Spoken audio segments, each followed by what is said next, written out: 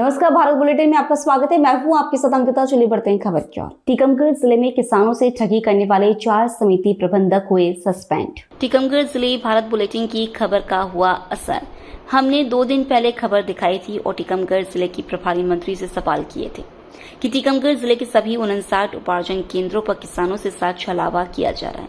उनसे तुलाई का पैसा अलग से लिया जा रहा है और वही प्रति क्विंटल गेहूं पर 5 से 10 किलो अनाज अलग से लेकर किसानों को ठगा जा रहा है, जिस पर टीकमगढ़ जिले की प्रभारी मंत्री कृष्णा गौड़ ने कलेक्टर को जांच के आदेश दिए थे, जिस पर आज टीकमगढ़ कलेक्टर विवेक श्रोती ने पड़ताल की और ये खबर सही पाई गई, जिसमें सहकारी समिति बड़ागांव, धसान, दरगुआ, डिकोली और बुढ़ेरा के समिति प्रबंधकों को कलेक्टर ने तत्काल प्रभाव से निलंबित किया गया है,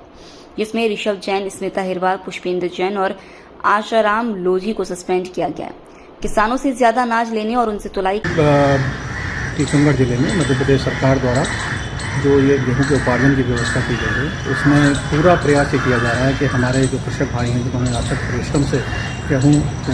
को पैदावार की है, उसका उपार्जन एक बहुत अच्छे और ट्रांसपेरेंट तरीके से किया जाए। इसके लिए 59 जो हमारे खरीदी केंद्र बने हुए हैं,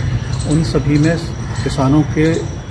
लिए अच्छी व्यवस्थाएँ रहें, ऐसा प्रयास किया जा रहा है। लेकिन पिछले 2-3 दिनों में जब ये मेरे पास शिकायतें आई, मैंने स्वयं जब भ्रमण किया था, कई जगह किसानों ने इस प्रकार की शिकायतें बताई थी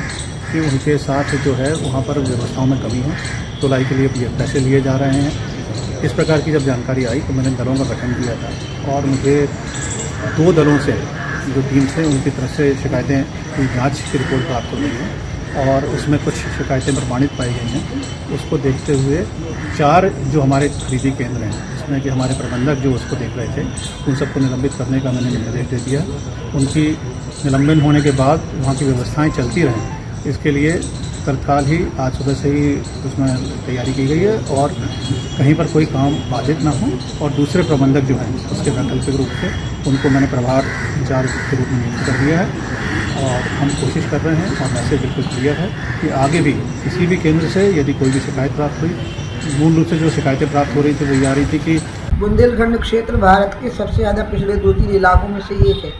यहाँ के गरीब लोगों की आवाज़ पूरी देश और दुनिया को पता लगे, इसके लिए जो भारत बुलेटिन की शुरुआत हुई है,